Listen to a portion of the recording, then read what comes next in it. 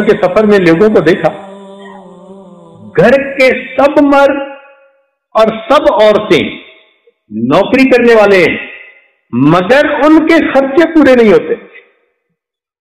ये क्या चीज है? इसको बेबरकती कहते हैं।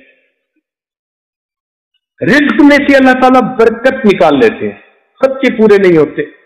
एक पे खर्चा, दूसरा, तीसरा, समझ ही नहीं आती कि इसका हल क्या करें।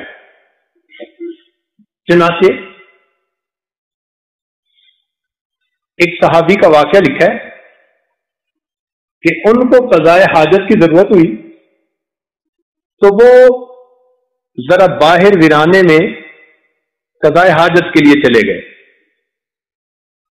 जब वो फारिग हो रहे थे अपनी जरूरत से तो उन्होंने देखा कि जमीन में एक सुराख है, हम उर्दू जुबान में उसको बिल कहते हैं। उस बिल में से चूहा निकला और उसके मुंह में एक दिनार था और वो बाहर फेंक के चला गया। फिर थोड़ी देर के बाद बाहर निकला, एक और दिनार था, फेंक के चला गया। जितनी देर में ये फारिग हुए उसने 17 दिनार ला के बाहर डाले और गायब हो गया। इस अल्लाह के बंदे ने 17 दिनार उठाए और लेके नबी इस्लाम की खिदमत में आए। सहाबा रज़ियल्लाहु अन्हुम की एक खूबसूरत आदत यह थी कि जब भी कोई नई बात पेश आती वो नबी इस्लाम से पूछा जरूर करते थे कि इसका हुक्म क्या है। चुनाचे नबी इस्लाम की खिदमत में हाजिर हुए, पूछा, ए अल्लाह के महबूब, मेरे साथ ये वाकया पेश आया, मेरे लिए इन पैसों का क्या हुक्म, इस्तेमाल कर सकता हूं या किसी को दे दूं या क्या करूं। नबी अलैहिस्सलाम ने उसे फरमाया कि देखो, ये तुम्हारा रिज़्क है, ये तुम्हारा रिज़्क है, अल्लाह ताला ने अपनी मखलूक के जरिए से तुम्हें दिलवा दिया। तो जब कभी मैं हदीस का ये वाकया पढ़ता हूं ना तो हैरान होकर सोचता हूं कि या अल्लाह, सहाबे कराम की जिंदगियों में और हमारी जिंदगियों में कितना फर्क है। उनको बिलों से रिज़्क मिलता था और हम पूरा महीना जो कमाते हैं वो बिलों में चला जाता है। ये बिजली का बिल, ये टेलीफोन का बिल, ये इंश्योरेंस का बिल, ये गैस का बिल, और बिल ही नहीं जान छोड़ते। बिल देख के दिल को कुछ होता है, ये क्या और मुसीबत आ गई, बरकत निकल गई। तो इसलिए आज हमारे रिज़्क में बरकतें कैसे आ जाएं, इसके लिए हमें गुनाहों से बचना होगा। और अगर हम गुनाह करेंगे तो बेबरकती,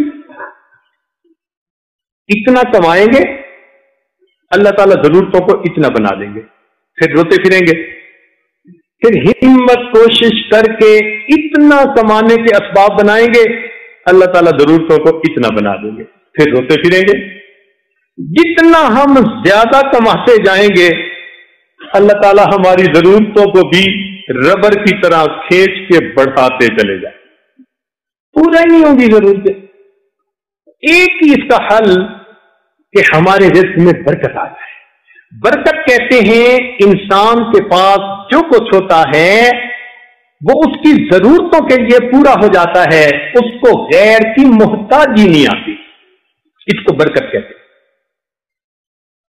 चुनाचे एक मर्तबा ये आजिज अपने घर में दोस्तों को मुराकबा करवा रहा था मेहमान खाने में, तो मुझे एक पैगाम आया घर से कि जी आप जल्दी अंदर आए, एक खातून आई है और वो आधा घंटा हुआ ज़ारो कतार हो रही है।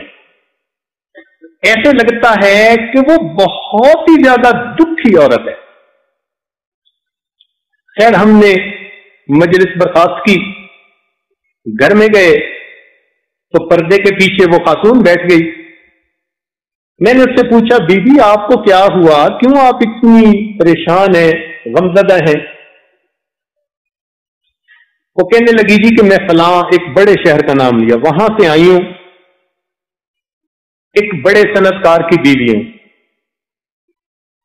میرا خاوند کئی کمپنیوں کا چیئرمین ہے، گروپ آف کمپنیز کا چیئرمین. ہم رشتہ دار بھی ہیں مگر آپس میں پسند کی شادی بھی ہے. مجھے اس نے ایک محل نما مکان بنا کے دیا ہوا ہے اور گھر کے اندر نوکر چاکر، کچن میں لوگ، فلاں میں لوگ، سیکیورٹی کے لوگ، ڈرائیور، ایک لشکر ہے جو اس نے رکھا ہوا ہے. اس نے مجھے اپنی طرف سے تو بڑا سکون میں رکھا ہے اور نعمتوں میں رکھا ہے، اور گھر کے سارے خرچے بھی وہی دیتا ہے. 7 سال ہماری شادی کو ہو گئے، میری اولاد نہیں، مگر میری پریشانی کی یہ وجہ نہیں ہے کیونکہ خاوند مجھ سے خوش ہے، میں خاوند سے خوش ہوں. اللہ تعالیٰ نے چاہا تو وہ ہمیں اولاد عطا کر دے گا. میں نے پوچھا کہ پھر پریشانی کی وجہ کیا؟ کہنے لگی کہ پریشانی کی وجہ یہ ہے کہ میرا خاوند مجھے میرے ذاتی خرچے کے لیے ہر مہینے میں کنورٹ کر کے فگر بتا رہا ہوں فقط $2000 دیتا ہے ذاتی خرچے کے لیے، اور میرے خرچے پورے نہیں ہیں. اور یہ کہہ کے اس نے پھر رونا شروع کر دیا. یا اللہ، ایک عورت کو اس کا خاوند $2000 ہر مہینے پرسنل ایکسپینسز کے لیے دیتا ہے، اور وہ روتی ہے یہ کہ میرے خرچے پورے نہیں ہوتے. خیر تھوڑی دیر تو وہ روتی رہی، ہم نے بھی رونے دیا. پھر اس کے بعد کہا کہ بی بی اب آپ اگر چاہتی ہیں کہ اس کا کوئی حل نکلے تو میں آپ کو اس کا حل بتاتا ہوں. کافی پڑھی لکھی خاتون تھی، کہنے لگی جی آپ بتائیں.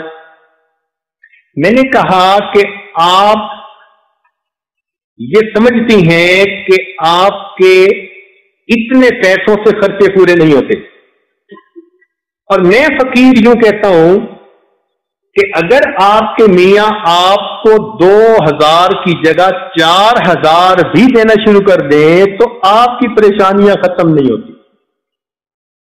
اب جب اس نے ایسی واضح سی بات سنی نا تو بڑی حیران ہو گئی. کہنے لگی پیر صاحب آپ تو ایسا نہ کہیں. میں نے کہا جو حقیقت ہے وہ تو آپ کو بتانی ہے. کہنے لگی جی 4000 سے میرے خرچے کیوں نہیں پورے ہوں گے؟ میں نے کہا بی بی زندگی کی ایک ترتیب ہوتی ہے، اس ترتیب پر اللہ تعالی کی مدد اترتی ہے، برکت اترتی ہے. آپ کی وہ ترتیب نہیں ہے. آپ پڑھی لکھی اونچے طبقے کی خاتون ہیں، پردے کی پرواہ نہیں، نمازوں کی پرواہ نہیں، حلال حرام کا خیال نہیں، کبھی اس محفل میں کبھی اس محفل میں. جب اللہ تعالیٰ کے حکموں کو آپ اس طرح توڑتی پھریں گی، نبی علیہ السلام کی سنتوں کو یوں چھوڑتی پھریں گی، تو اللہ تعالیٰ آپ کے دل میں سکون نہیں آنے دیں گے. مل ہی نہیں سکتا سکون آپ کو. کہنے لگی جی کہ سکون مل کیسے سکتا ہے؟ میں نے کہا کہ آپ زندگی کی ترتیب بدلیں. جیسے دین اسلام نے بتایا کہ عورت کو باپردہ ہونا چاہیے، نمازیں پڑھنی چاہیے، گھر میں ہونا چاہیے، آپ ان تمام باتوں کو کرنا شروع کر دیں، پھر دیکھیں اللہ تعالیٰ آپ کے دل کو سکون کیسے دیتے ہیں. اللہ تعالیٰ کی شان کوئی قبولیت کی گھڑی تھی. اس خاتون کے دل میں بات بیٹھ گئی. کہنے لگی جی کہ آپ بتائیں میں کیسے توبہ کر سکتی ہوں. چنانچہ اس عاجز نے اس کو توبہ کے کلمات پڑھا دیے، پھر اس کو تھوڑا ذکر تسبیحات وغیرہ بھی بتا دی، سمجھایا کہ اس نے فرائض پر کیسے عمل کرنا ہے. تو وہ تھوڑی دیر کے بعد چلی گئی. 3 مہینے کے بعد اس نے فون پہ رابطہ کیا. کہنے لگی پیر صاحب ایک بات تو یہ بتانی ہے کہ میں آپ کے بعد جو گھر آئی تو میں اچھی خاصی مولون بن گئی ہوں، اور میرا خاوند مجھے کہتا ہے کہ تو اچھے پیر صاحب کے پاس گئی تھی دعا کروانے، میں نے تجھے مولوی بننے کے لیے تو نہیں بھیجا تھا. کہنے لگی پردہ بھی کرتی ہوں, نمازیں بھی پڑھتی ہوں, کبھی کبھی تہجد بھی نصیب ہو جاتی ہے, تسبیحات بھی پڑھتی ہوں, اور آپ کو یہ بتانا تھا کہ میں بڑی پرسکون زندگی گزار رہی ہوں. میرے خرچے فقط $500 میں پورے ہو جاتے ہیں. ہر مہینے $1500 میں یتیموں اور بیواؤں پر خرچ کر دیتی ہوں. جب احکام الہی ٹوٹ رہے تھے تو اتنی رقم بھی اس کے لیے پریشانیاں دور ہونے کا سبب نہیں تھی. جب اللہ تعالیٰ کی برکت اتر آئی, اتنی سی رقم اس کی ضرورتوں کے لیے پوری, اور باقی رقم کو وہ اللہ کے راستے میں خرچ کر دے. تو بھائی اگر اللہ تعالیٰ کے حکم ٹوٹتے رہیں گے, یہ ہو ہی نہیں سکتا کہ دل میں اطمینان ہو. جس کے پاس کوئی بھی پریشانی نہیں نہ ہوگی اس کو فیئر آف ان نون رہے گا. یہ بھی ایک عجیب بیماری ہے. بھائی آپ کیوں پریشان ہیں؟ کہتے ہیں جی بس دل میں خوف سا رہتا ہے. اس کو کہتے ہیں فیئر آف ان نون, اور صحیح نہیں کیسا خوف. اسی لیے آج 2 بیماریاں بہت عام ہیں. ایک بیماری کا نام ڈپریشن اور دوسری بیماری کا نام ٹینشن. ہر دوسرے بندے سے پوچھو, کوئی ڈپریشن کا مریض تو کوئی ٹینشن کا مریض. اور ڈاکٹروں کا کام آسان ہو گیا. ڈاکٹروں کو جس کی بیماری سمجھ میں نہ آئے نا, کہہ دیتے ہیں ڈپریشن کی وجہ سے یہ ہو رہا ہے, اور کسی کو کہہ دیتے ہیں ٹینشن کی وجہ سے یہ ہو رہا ہے. یہ دونوں انگریزی زبان کے لفظ ہیں, اور ہماری اردو کی زبان میں اسی طرح استعمال ہوتے ہیں. ہماری اردو کی زبان میں ان کے مقابلے کا لفظ کوئی نہیں ہے. یہ اس بات کی دلیل ہے کہ ہمارے بڑوں کی زندگی میں نہ ڈپریشن ہوتی تھی نہ ٹینشن ہوتی تھی. ان کو یہ نام بنانے کی کوئی ضرورت ہی پیش نہیں آئی. اگر یہ کیفیتیں ہوتی تو کوئی نام بنا دیتے نا بھائی. یہ کیفیتیں تب سے آنی شروع ہوئی جب ہم نے غیروں کی نقلیں اتارنی شروع کی, ان کے طرز زندگی کو اپنانا شروع کیا, ان کی کیفیتیں ہمارے اندر آنی شروع ہوئی. ورنہ مومن, اس کا ڈپریشن سے کیا تعلق ہے؟ مومن کا ٹینشن سے کیا تعلق؟ یاد رکھنا, جس کا خدا سے تعلق ہوتا ہے اس کا بے چینی سے کوئی تعلق نہیں ہوتا. الا بذکر اللہ تطمئن القلوب, جان لو اللہ کے نام کے ساتھ دلوں کا اطمینان وابستہ ہے. نہ دنیا سے, نہ دولت سے, نہ گھر آباد کرنے سے تسلی دل کو ہوتی ہے خدا کو یاد کرنے سے. اللہ کی یاد سے دلوں کو سکون مل جاتا ہے. تو چھوٹی عمر کا واقعہ ہے, عجیب بات ہے کہ مجھے یاد آ جاتا ہے. ہم اپنے بڑے بھائی کے ساتھ ایک ولیمہ میں شریک ہوئے.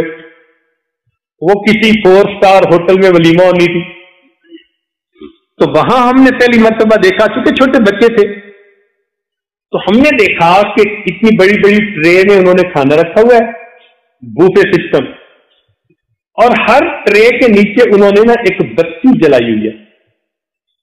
جتنے ٹرے اتنی بتیاں جل رہی ہیں. اب چونکہ ایک نئی چیز دیکھی تو چھوٹے بچے پوچھتے ہیں نا, تو ہم نے وہ ویٹر سے پوچھا یہ بتیاں کیوں جلائی ہوئی ہیں؟